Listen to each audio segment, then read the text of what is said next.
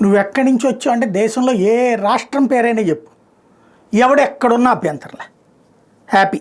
ఎందుకంటే ఇది భారతదేశం. అలా కాకుండా అసలు ఈ దేశమే కానివాడు, బంగ్లాదేశ్ నుంచి వచ్చినోడు, లేకపోతే బర్మా నుంచి వచ్చినోడు, నేపాల్ నుంచి వచ్చినోడు, భూటాన్ నుంచి వచ్చినోడు, శ్రీలంక నుంచి వచ్చినోడు, తిప్పి పంపండి, తన్ని తరిమేయండి. అవసరమైతే కాదన్నోడికి ట్రంప్ దగ్గరికి పంపించండి, ఆయన చూసుకుంటాడు. ఎందుకు అంటే భారతదేశం ఈ చొరబాటుదారుల వల్ల, ఈ శరణార్థుల వల్ల అస్తవ్యస్తమవుతుంది, అల్లకల్లోలం అవుతుంది. బెంగాల్, కేరళ, ఈశాన్య రాష్ట్రాలు ప్రత్యక్ష సాక్ష్యాలు.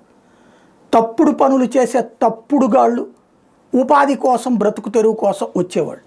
ఈ రెండిట్లలో రెండో వాళ్ళతో ప్రాబ్లం లేదు, మొదటి వాళ్ళతోనే ప్రాబ్లం. వాళ్లే ఈ దేశ భద్రతకి సవాళ్ళు.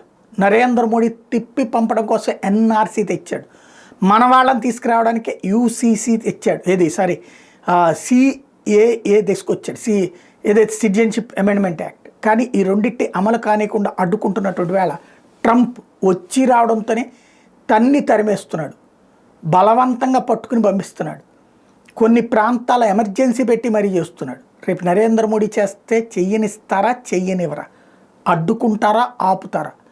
ఆపితే చెప్పుచ్చు కొట్టాల్సిన బాధ్యత ప్రతి భారతీయుడిది. ఈ దేశంలోకి చొరబడి వచ్చిన వాడు ఎవ్వడెక్కడ నివసించడానికి లేదు.